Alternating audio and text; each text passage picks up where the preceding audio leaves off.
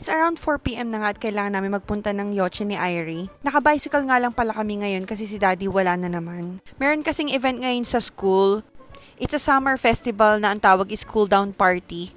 And pwedeng isama yung buong pamilya kaya lang kami lang dalawa ni Irie. Yung adult or yung parent is may bayad like 500 yen per head and yung bata naman is free. Ang binayaran palang 500 yen is para sa food. So meron sila ditong yakitori, ito muna una namin pinilahan. Kukuha ka ng drinks mo, meron din silang hotdog and chicken and yakisoba. Syempre kinuha ko sila lahat para matikman ko. Kaya lang si Irie wala talagang kinakain sa mga yan so ako lang kumain lahat.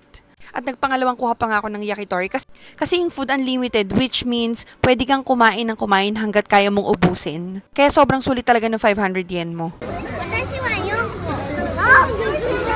Mauna pala yung class ni na Irie mag-start ng Hanabi. So kasama nila dito yung sensei nila. Sabi nga ni Irie, apakaswerte niya kasi ang laman daw ng envelope niya is 4.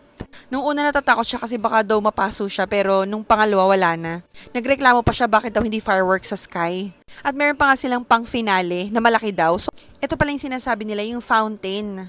Medyo late na nga natapos, around 7 o'clock. Pero dahil summer ngayon, as you can see, medyo maliwanag pa rin sa labas.